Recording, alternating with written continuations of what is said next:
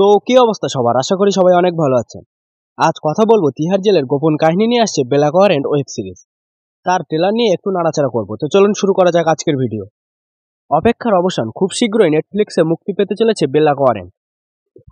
এই ওয়েব সিরিজের trailer release করা হয়েছে, যেখানে মুখ্য ভূমিকায় ডেবিউ করছেন কাপুর পরিবারের আর এক সদস্য। নতুন সিরিজে দেখা যাবে বলিউডের সবচেয়ে বিখ্যাত ও গুণী পরিবারের ছেলে জাহান কাপুরকে।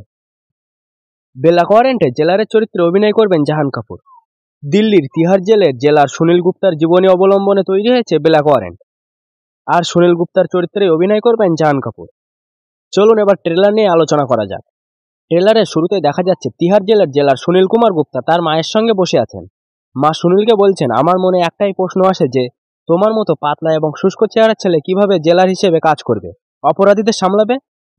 এরপর তিহার জেলে প্রবেশ করেন জেলার সুনীল গুপ্তা এবং তাকে বলা হয়, আজ থেকে বন্দীদের সামলানো ও নিয়ন্ত্রণে রাখা তোমার দায়িত্ব।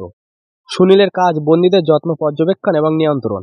এতে তার সঙ্গে রয়েছেন তার সিনিয়র রাজেশ তোমর, যিনি অত্যন্ত কঠোর। এছাড়া সুনীলের দুই সহকর্মীও রয়েছেন, হাদিয়া ও মাঙ্গন। কিন্তু একজন জেলারের কাজ যতটা সহজ মনে হয় ততটা সহজ নয়। তাই সুনীলকে তার সিনিয়র বাড়ি চলে যাওয়ার নির্দেশ দেয় এবং বলেন, তুমি এখানে টিকতে পারবে না, চলে যাও। এরপর চাকরিটা তিনি কতটা চ্যালেঞ্জিং ভাবে নিলেন সেই গল্পই বলবে সিরিজের প্রতিটি পর্ব। দিল্লির তিহার জেলে সাংঘাতিক অপরাধীদের জন্য বিখ্যাত।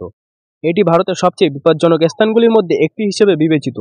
এই জেলের অনেক গল্প কেউ বলতে চায় না এবং কেউ শুনতেও চায় না, সুতরাং বোঝাই যাচ্ছে সিরিজটি বেশ আকর্ষণীয় হবে। সিরিজে পুলিশ এবং বন্দীদের মধ্যে একটি এনকাউন্টার দৃশ্য রয়েছে, আর ট্রেলার অনুযায়ী রাহুল ভাটের সঙ্গে জাহান কাপুর দুর্দান্ত কাজ করেছেন। ছবিতে কেন্দ্রীয় মন্ত্রী অনুরাগ ঠাকুরও একটি ছোট্ট চরিত্রে অভিনয় করছেন।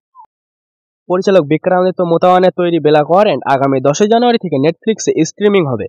এই সিরিজটি দেখার জন্য প্রস্তুত হও। তো আজকের মতো ভিডিওটি এই পর্যন্ত। ভিডিওটি ভালো লাগলে লাইক, কমেন্ট, শেয়ার এবং সাবস্ক্রাইব করে পাশে থাকবেন। দেখা হবে আবার নতুন কোনো ভিডিও নিয়ে।